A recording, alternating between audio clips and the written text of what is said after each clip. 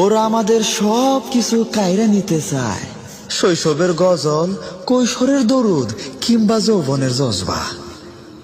বেদাত বেদাত বইলা কত কি যে মুইসা দিছে তার ইয়ত্তা নাই।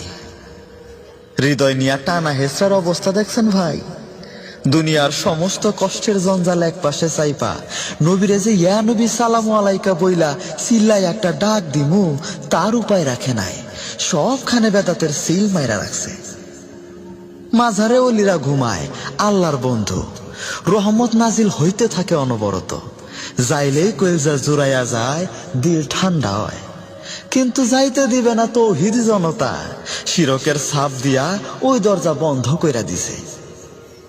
বাপে মারা গেছে, দাদাই গেছে পরকালে।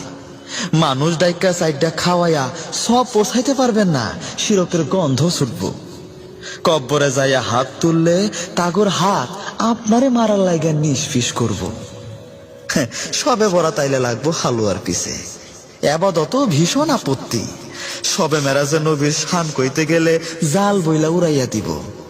মিলাদুন নবী আইলে তো গোত্র গোষ্ঠী একত্রে হামলে পড়ব। কোথাও শান্তি নাই। আপনারে আমারে এক রোবোটিক দুনিয়া নিয়ে ফেলতে চায়, যেখানে আপনি রীতিনীতি ছাড়া প্রেম প্রীতির গন্ধও পাইবেন না।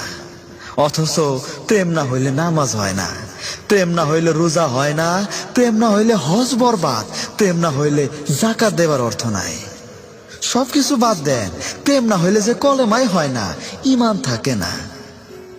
কম্প্রোমাইজ কম্প্রোমাইজ কম্প্রোমাইজ, আর কত কম্প্রোমাইজ করা যায়? ইয়া নবী তো আমগো কইলজাটা কেমনে কম্প্রোমাইজ করা যায়?